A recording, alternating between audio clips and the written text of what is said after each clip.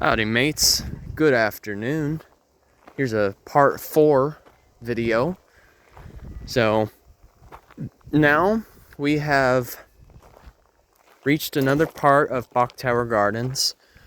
They do have a preserve that is adjacent to the park, but I figured I would break it up into 2 parts because I did a part 3. This is now a part 4. You know, when I had a chance to start talking about sandhills and a piece of that Lake Wales Ridge, well, now you're really seeing it in its demonstration.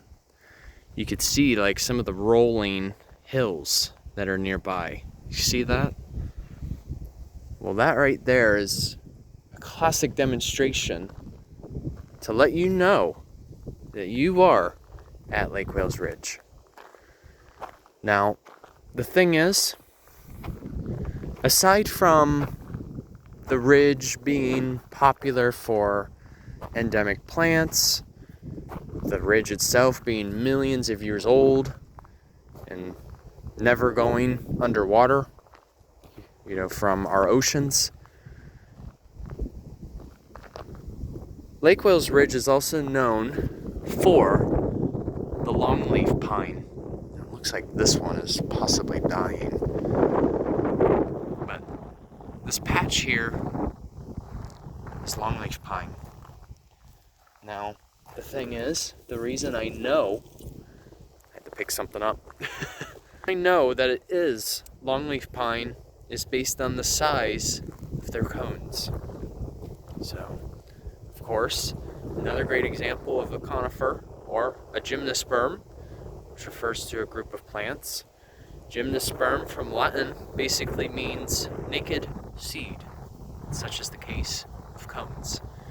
Because our other group of plants are called angiosperms, which usually are flowering plants, and they produce fruits. Unlike conifers, they don't produce fruits, but they do produce cones.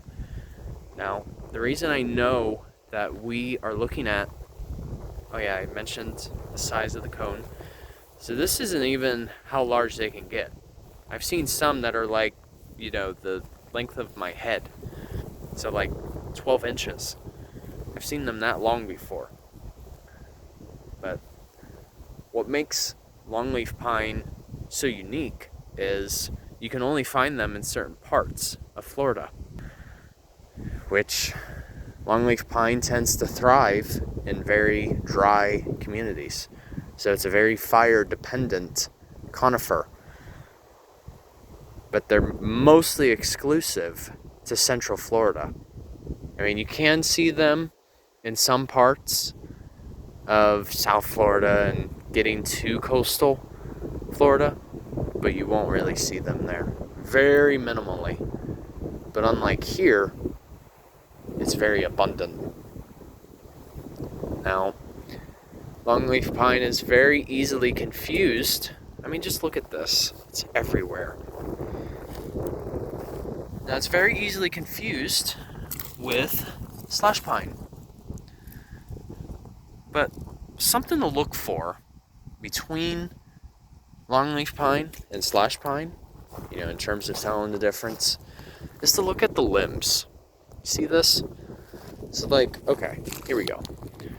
See, we have a limb here that actually maintains the same diameter. You see what I mean? So in other words, the limb never tapers. Unlike with slash pine, on the other hand, the limbs taper. In other words, that basically means the limb on a slash pine gets smaller and smaller as you get towards the tip of the branch or the limb. Another difference that you can tell is the length of the needles. Slash pine, it might only reach 6 to 10 inches, whereas with longleaf pine, on the other hand, it can range 10 10 to 14 inches in length, hence the name longleaf pine. So that's the thing. That's what also makes Lake Wales Ridge so neat. It's just a very unique community, and it's also millions of years old. But I figure I will just point this out just for the sake. I already did a reel on it, but we've got the purple passion flower right here, another native species. Now, you can grow these at your home, but just be aware that they produce vines. You see that right there? So with their capability of producing vines, it can be a very extensive plant. I mean, just look, you can see patches of it everywhere. Now, passion vine also, is easily confused with our regular passion fruit, but they're not the same species, even though they are related. The common tropical passion fruit that we associate with commercially goes by Passiflora edula, whereas the purple passion flower is Passiflora incarnata. So this particular variety is native, whereas tropical passion fruit or passion flower is an invasive. So keep that in mind. There is more than one species of passion flower, but just look at this. Look at that intricate flower design right there. Kind of reminds you of looking at something out of a Dr. Seuss book. But anyway, the reel that I made, that's a little shorter, goes a little more in detail with the plant itself. But it is very medicinal, in fact. You know, it's been used for treating various different illnesses, such as fever, or even your common cold. And for another, I believe it has also been used in helping to relieve arthritis as well. So it's a very medicinal plant, as long as it's being used correctly and it's not being exploited at a very high rate. So, and there you can start to see some of the citrus groves.